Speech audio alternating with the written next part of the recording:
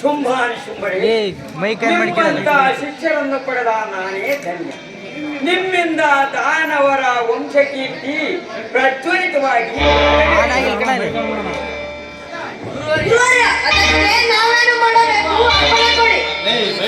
ಏನೆಂದರೆ ಸಕಲ ಭೂಮಂಡಲವನ್ನೆಲ್ಲ ಜಯಿಸಿ ಕಪ್ಪ ಕಾಣಿಕೆಗಳನ್ನು ದೇವತೆಗಳನ್ನೆಂಬ ಸುರಕೀಟಗಳನ್ನು ಸದೆ ಬಡಿಯುತ್ತೇವೆ. ಸ್ವರ್ಗ ಮಧ್ಯ ಪಾತಾಳ ಲೋಕಗಳನ್ನು ಜಯಿಸಿ ಲೋಕಗಳೇ ಬೆಲೆ. ಅದೇ ನನ್ನ ಆಸೆ. ಗುರುಶ್ರೇಷ್ಠ, ಈ ಅಲ್ಪ ಕಾರ್ಯಕ್ಕೆ ಯೋಚಿಸಿದರು. ಈ ಕ್ಷಣದಲ್ಲೇ ಆಧ್ಯಾತ್ಮಿಕ ನಮ್ಮನ್ನು ಲೋಕಗಳನ್ನೆಲ್ಲ ಧ್ವಂಸಗೊಳಿಸಿ ಸೂರವನ್ನು ನಿಮ್ಮ ಪಾದದ ಮುಂದೆ ತಂದು ಅಷ್ಟೇ ಆ ತ್ರಿಮೂರ್ತಿಗಳನ್ನು ಸಹ ತ್ರಿಲೋಕಗಳಿಂದ ಓಡಿಸಿ ಮೂರು ಲೋಕಕ್ಕೆ ನಾವೇ ಒಡೆಯಲಾಗುತ್ತೇವೆ.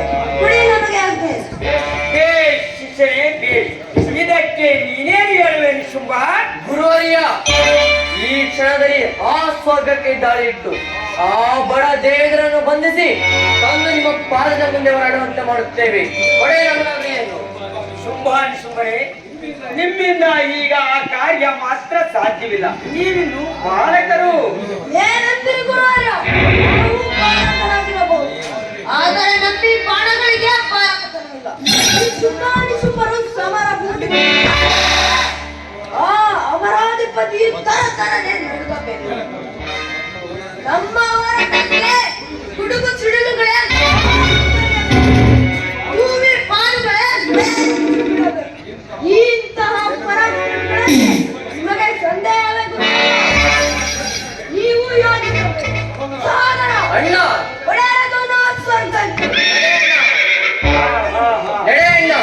ಈ ಕ್ಷಣದಲ್ಲಿ ಲೋಕಲೋಕಗಳೇ ತಲ್ಲಣವಂತ ನಮ್ಮ ಈ ಭುಜಗಳ ಪರಾಕ್ರಮದಿಂದ ಆ ಬಡ ಇಂದ್ರನ ಸದ್ಯ ಪಡೆಯೋಣ. ನಡೆಯ ಹೋಗೋಣ.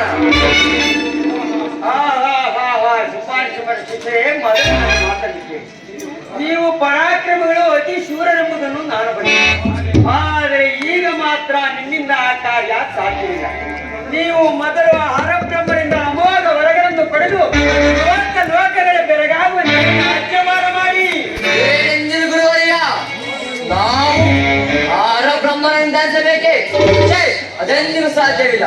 ಮಹಾನ್ ಶಕ್ತಿಯುತರಾದ ನಾವು ಕೇವಲ ಆ ಬಡ ಬ್ರಹ್ಮರ ಮುಂದೆ ಕೈ ಮುಗಿದು ಹೊರ ಕೇಳಬೇಕೆ?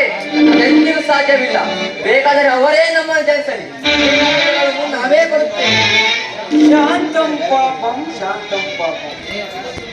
ಈಗ ನಿಮಗಿಂತಲೂ ಅತಿಶಯವಾದ ಶಕ್ತಿ ಅವರಲ್ಲಿದೆ.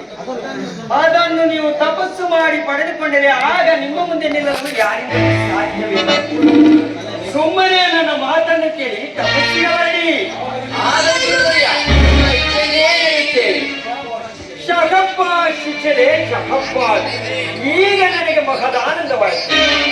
ಶುಂಭ, ನೀವೀಗ ಹೋಗಿ ಆ ಕೈಲಾಸಪತಿ ದೇವರಿಗೆ ಅನನ್ಯ ಭಕ್ತಿಯಿಂದ ಆರಾಧಿಸಿ ಎಷ್ಟು ಕಾಲವಾದರೂ ತಪಸ್ಸಿನಿಂದ ಮೇಲೇ ಬೇಡ. ಆಗ ಆ ಪರಶಿವನು ನಿನ್ನ ಭಕ್ತಿಗೆ ಮೆಚ್ಚಿ ನಿನಗೆ ಪ್ರತ್ಯಕ್ಷನಾಗಿ ನೀನು ಬೇಡಿದ ವರಗಳನ್ನು ಈಡೇರಿಸುವನು. ಶುಂಭ, ನೀನು ಆ ಬ್ರಹ್ಮನಿಗೆ ಹೋಗಿ ವರ ಪಡೆದುಕೊಂಡು ಬಾ. ಆಗಲಿ ಗುರುವರ್ಯ, ನಮ್ಮನ್ನು ಆಶೀರ್ವಾದಿ ಕಳಿಸಿ. ಹೋಗಿ ಬನ್ನಿ, ನಿಮಗೆ ಶುಭವಾಗಲಿ. ಅಣ್ಣ ಹೋಗೋಣ ಕೈಲಾಸಗಿರಿಗೆ.